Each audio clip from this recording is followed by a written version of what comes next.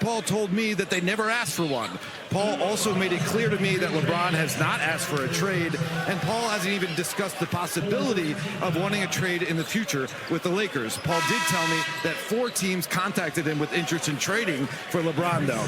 Now, I asked LeBron just before tip-off if he'd like to join the broadcast to discuss everything, and he told me, quote, "I ain't got nothing to talk about." Hey, we got a lot to talk about with LeBron entering an unprecedented 23rd NBA season. And if last year showed us anything, it's that he's barely lost a step. The King passed Michael Jordan's 2002-03 season with the Wizards as the oldest player to lead his team in total points in the season. Bron topped the Lakers last year. Lakers in 2020, making him the 4th player in NBA history to win a title with 3 different teams. All right, let's bring back John Gonzalez and Tim Doyle with an eye on the LA Lakers. And when it comes to LeBron James, Tim, how do you envision this final year? He's never played on the final year of his contract before. He's going to be doing it this year. How are you entering King James in LA this year?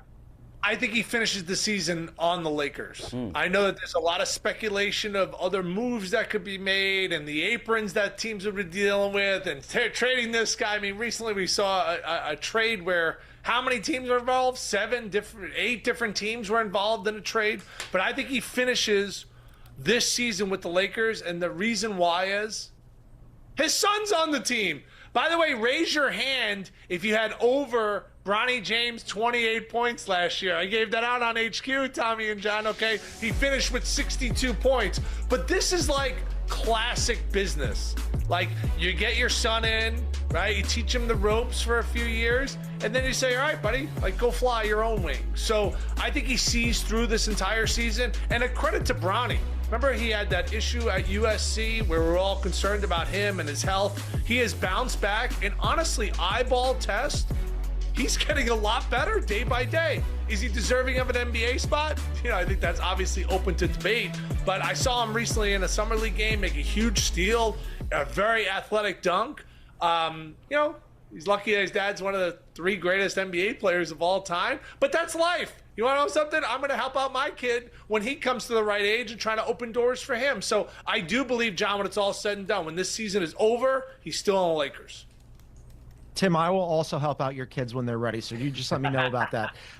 As for LeBron, yeah, I think he's factors in for now, right? When you have Luka and LeBron, you've got a chance, but the West is absolutely loaded, and I don't think they're as good as the defending champs, Oklahoma City. I don't think they're as good as the Rockets, who now have KD and added Dorian Finney-Smith, who, by the way, used to play for the Lakers, now plays in Houston. And I don't think they're as good as the Nuggets either, because the Nuggets have the best player in the world in Nikola Jokic, and they got better this offseason. So at some point, if you're LeBron, you're playing on that final year, as Tommy said, do you look around and go, man, like, this might not be my last year, but it could be. And if it isn't my last year, it's close to my last year, and I'm running out of chances to actually win another ring. And I know he was on his podcast with Steve Nash talking about how ring chasing culture is weird, and he doesn't like how people apply it to him. I don't buy any of that. I think he would love to win one more championship, and I don't know that it's going to be, I'm pretty sure it's not going to be in LA this season. So if it's not going to be there this season, maybe he thinks about, okay, where could it potentially be? There's been conversations about Cleveland, maybe the Knicks. The money makes it difficult because you got to match that salary, but I just wonder, I mean, like, unhappy LeBron, where he's kind of floating the idea of, am I going to be around already, through his agent? Just like smoke and fire generally equate with him, and I think we're getting some of that right now. Which I think is interesting, given what Rich Paul said recently. John, to your point, it's like, why disclose this stuff now if you're trying to sort of establish this line, perhaps, of demarcation about, hey, get us some help to win a title, yet everything that they plan to do probably revolves around Luka Doncic, which has the conversation of when, if not already, this is going to be Luka Doncic's team. And John, I'm going to give you first word, because I wrote it as if it's already Luka's team. The Rob Pelinka is going to be making moves for Luka. They're not going to mortgage everything to win a title this year. But if it's not Luka's team now, John, when will it be this season? Yeah, well, it already is. I mean, the second that they traded for him, he's 26 years old. LeBron James, the greatest player of his generation. Depending on your mileage on this thing, he's the greatest player of any generation. He's that good, but he's going to be 41 in December. Luka's 26, right? The second that they decided, LeBron James would have loved, Tommy and Tim, to have another extension on a contract, right? Another 1-and-1 where he knows he's playing on this year and he's got a player option for next year. The Lakers normally would have done something like that for LeBron because they like to reward reward their stars. Smartly, though, they looked at this and went, look, as much as we love LeBron and thank you for your service, we got to play this thing out over the long term, which is why they had LeBron opt into his player option and decided not to extend him, because now they know next offseason they're going to have a massive amount of cap space. And also critically, if they really kind of like pump the brakes on this team building this year and they don't move any of their draft picks, they could have as many as 3 first-round picks to move at the draft next year. It would be next year's draft pick plus 2031 plus 2033. If you're looking at all that money plus those assets, now all of a sudden you could probably reboot this thing on the fly. And oh, by the way, you also have to pay Austin Reeves. So yeah, LeBron, it's been real, but it's Luka's team now.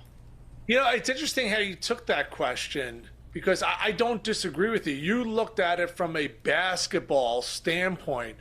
I looked at it from like a fan standpoint. Like, who's going to say, yeah, I'm going to go see the Lakers and Luka? No, like, you still go see the Lakers because LeBron's on the team. Like, he still has that draw, even though, you know, he's been doing it for so many years. I think. Since its approval 10 years ago, Chagrisso has offered a decade of research, a decade of partnership, and a decade of commitment to patience. I legit think it would probably be like 90-10 as far as how many people think, you know, this is Luka's team. Just like from a marketing standpoint, from a ticket sales standpoint, you're talking X's and O's in basketball, John, and I believe you're right. When I saw the question, I just looked at it like, all right, I am going to go pay for tickets with my family. I'm going to go see the Lakers and LeBron. So I looked at this question differently. I believe that this is his last year there. So it will be Luka's team next year. Once LeBron exits, it will be Luka and the Lakers. But this upcoming season, it's still LeBron and the Lakers. Tim, we saw this past season LA needed a big, and they weren't able to get that in enough time. They did get DeAndre Ayton. How should he help this team? Well, I mean, you know, we're talking about a former #1 pick. Obviously played in the NBA Finals with the Suns. I think that he's a very serviceable big. My biggest concern with the Lakers is not in the regular season. It's in the postseason. Can they really lock down defensively and get key defensive stops? And LeBron James at his age is not the same defender that he once was in his career. Luka Doncic, there's no D in Doncic, it's just Doncic with O. It's just all about offense. So when I see this team, I see a lot of great regular season wins, but like, can you get key defensive stops over the course of a 7-game series against a high-profile team like Houston and OKC? I have big-time doubts, but as far as their success in the regular season, I think they're going to be really good. John, what do you think with J.J. Redick? How does he navigate this season, given the way last year ended somewhat combative at times, especially in the postseason? Yeah, I mean, JJ, he's the head coach of the Lakers, right? So you're always under a certain amount of pressure. I did think that they overachieved on the whole last year, Tommy. I mean, ending up as the 3rd seed in a loaded Western Conference is pretty good when not a lot of people had that kind of expectation. Plus, you had that massive trade in the middle of the season where you're integrating one of the great players of all time with one of the great players of his current generation in Luka Doncic.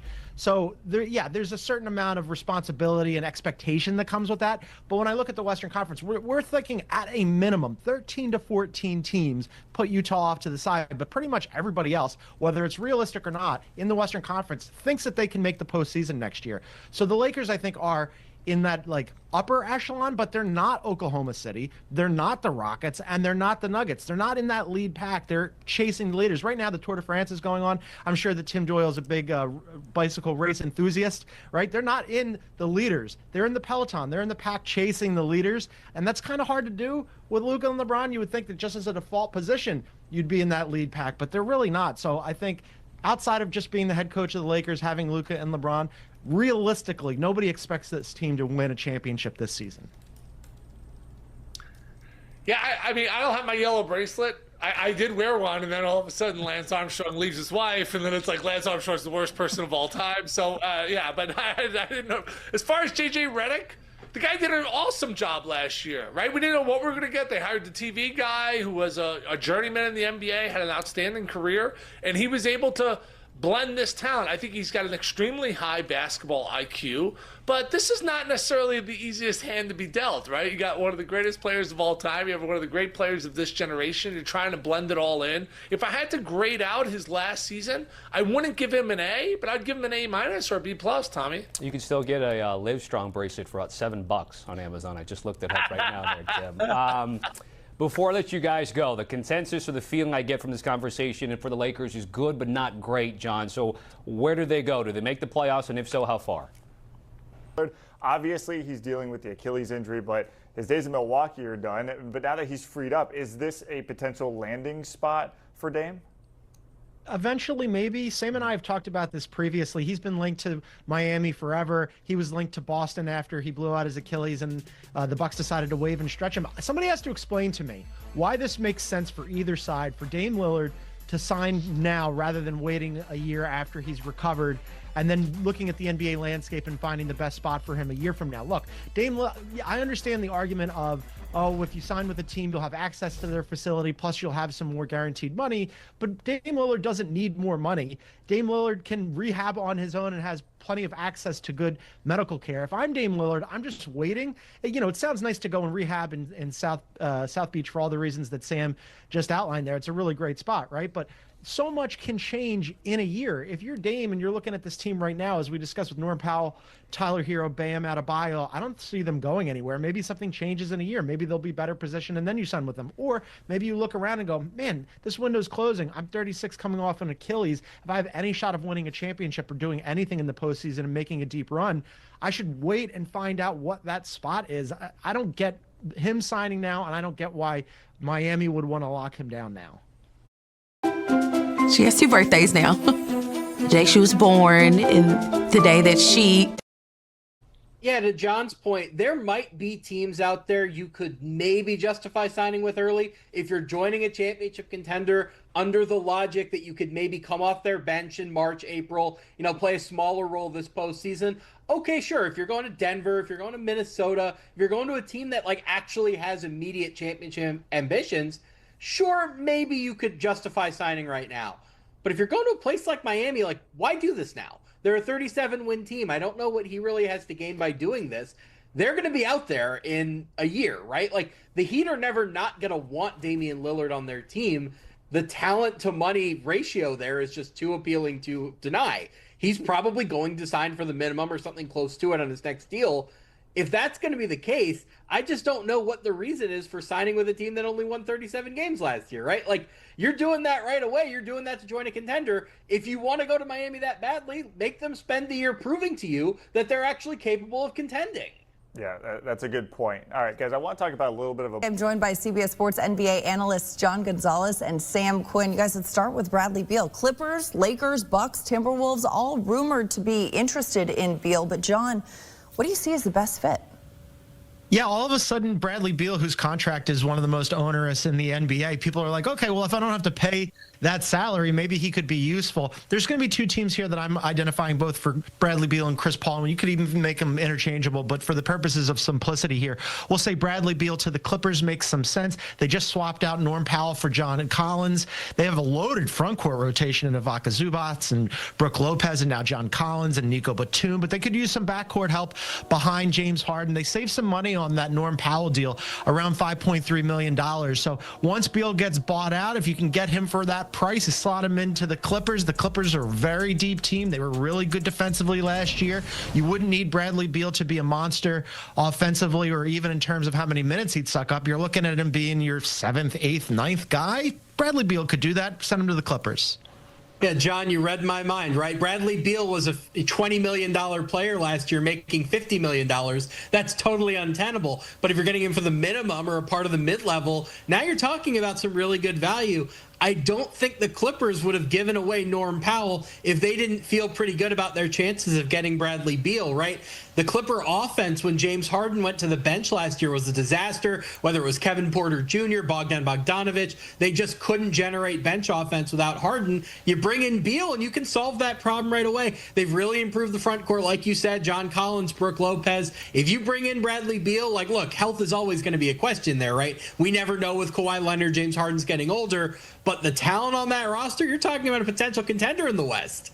All right, I love the consensus here. All right, Bradley Beal to the Clippers, it's a good fit. But as John mentioned, Bradley Beal, Chris Paul, kind of interchangeable in these conversations.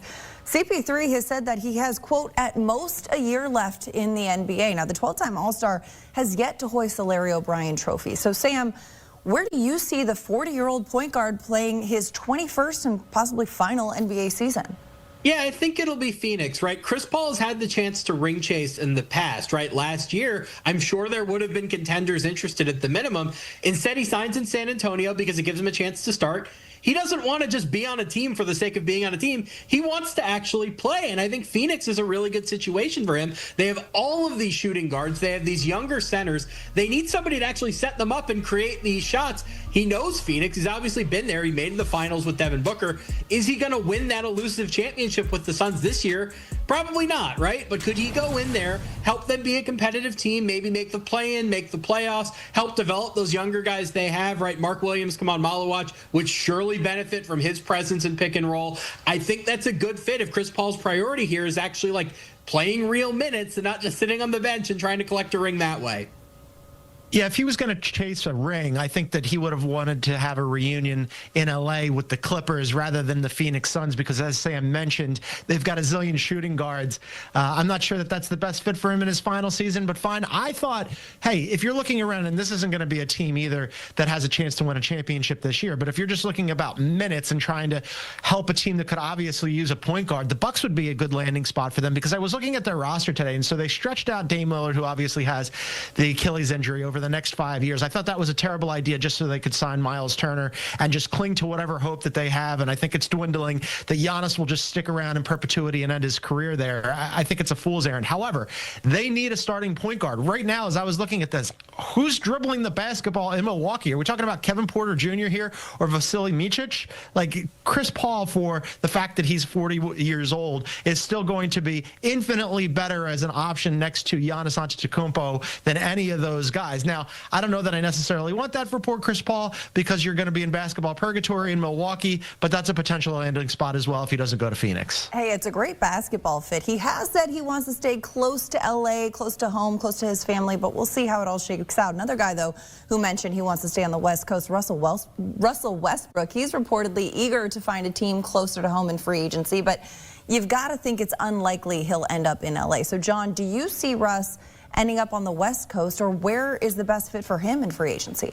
Yeah, great question. The music is starting to come to an end here, and I don't know that there's a lot of chairs left for Russell Westbrook to sit in. I mean, the best spot for him was Denver. He opted out of his contract because whatever deal he gets next would be more on the vet minimum than he would have gotten paid this year. I get why he did it, but all of a sudden you look around, okay, so the Kings were mentioned, but they went out and got Dennis Schroeder. The Knicks were mentioned. My note here is why, all caps, question mark, question mark, question mark.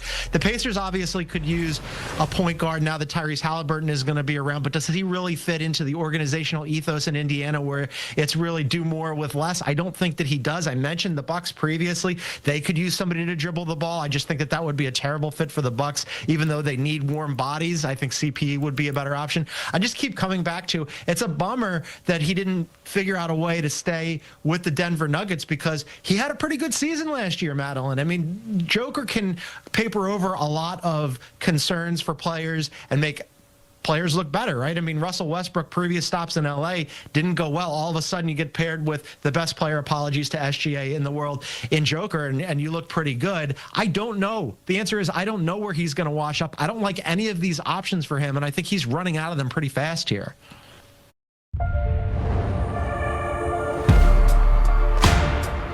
I look different. Yeah, I guess I'll say Sacramento just because there's been the reported interest. They obviously want to get some playmaking at guard. You know, they got Dennis Schroeder. Not